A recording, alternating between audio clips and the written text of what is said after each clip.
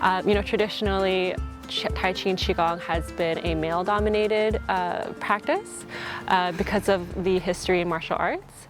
But interestingly, through my mother and myself, we're taking a more of a self-nurturing approach to it, about how can we actually put in a loving energy into what we're doing, and how can we bring that into the heart or bring that into the chest, or is there a certain part where we actually hold on to stress? Is it that knot in the stomach?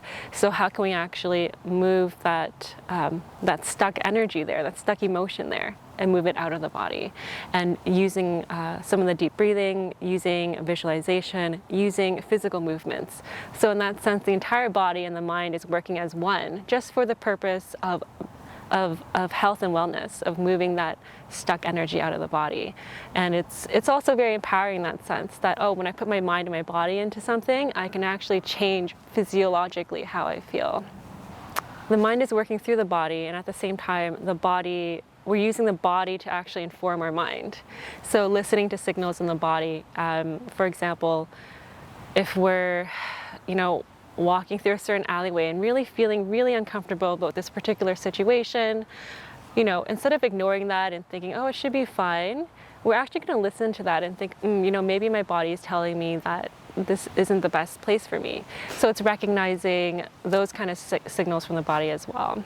So I know that oftentimes heightened body awareness and awareness of our palpitations is more associated with anxiety, but with a Qigong practice, which is very gentle, and we're training our mind to actually be aware and curious about it in a mindful way, in a way of just noticing aches and pains, or just feeling how does the body feel when I breathe in with the movements and breathe out with the movements.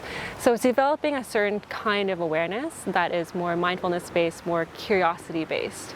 And at the same time, we're actually practicing or building those skills of looking at it through an emotional calm. So when we're actually noticing how we're breathing, we're emotionally very calm about it. And it's also in a very safe environment with a teacher, preferably. I think that there are so many stresses that we have out there right now, and so many opportunities for distraction. But I think the most important thing is to take an experimental attitude.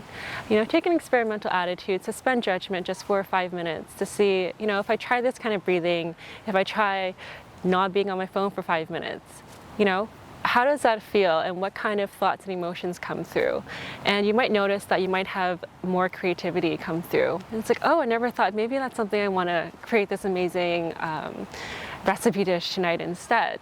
And so in that way, developing this sense of stillness and this sense of practice through an experimental lens will maybe provide an opportunity for you to actually try something new that could greatly enhance your life. So personally, for me, when I started practicing every day, finally, in 2018, it enhanced every area of my life, relationally, professionally, cognitively as well. And I'm not just saying that, it was something that's why I'm very committed to my daily practice.